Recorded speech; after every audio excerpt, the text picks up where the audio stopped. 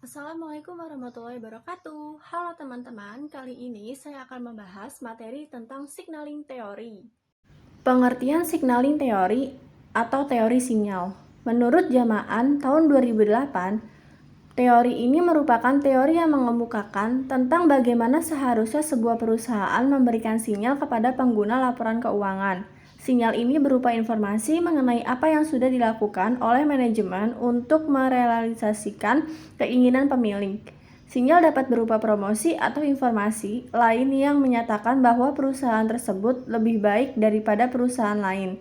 Teori sinyal menjelaskan bahwa pemberian sinyal dilakukan oleh manajer untuk mengurangi asimetri informasi.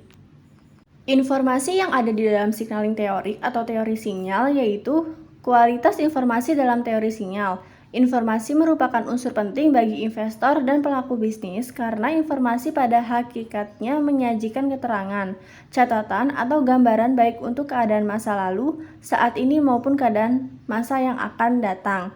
Bagi kelangsungan hidup suatu perusahaan dan bagaimana pasaran efeknya, informasi yang berkualitas dalam teori sinyal adalah informasi yang lengkap, relevan, akurat, dan tepat waktu. Hal tersebut sangat diperlukan oleh investor di pasar modal karena dijadikan sebagai alat analisis untuk mengambil keputusan investasi.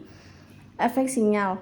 Signaling teori menjelaskan mengapa perusahaan mempunyai dorongan untuk memberikan informasi laporan keuangan pada pihak eksternal.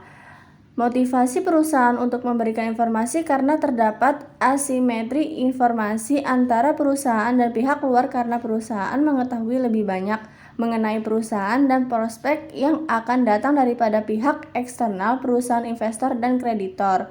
Kurangnya informasi bagi pihak luar mengenai perusahaan menyebabkan mereka melindungi diri dari mereka dengan memberikan harga yang rendah untuk perusahaan. Untuk mengurangi asimetri informasi, perusahaan dapat meningkatkan nilai perusahaan. Manfaat signaling teori bagi investor. Adanya isyarat atau signal merupakan suatu petunjuk bagi investor mengenai tindakan yang diambil perusahaan pada prospek tertentu. Sinyal ini akan memberikan informasi mengenai apa yang dilakukan manajemen dan merealisasikannya sesuai tujuan. Pada dasarnya, informasi yang dikeluarkan perusahaan merupakan elemen krusial.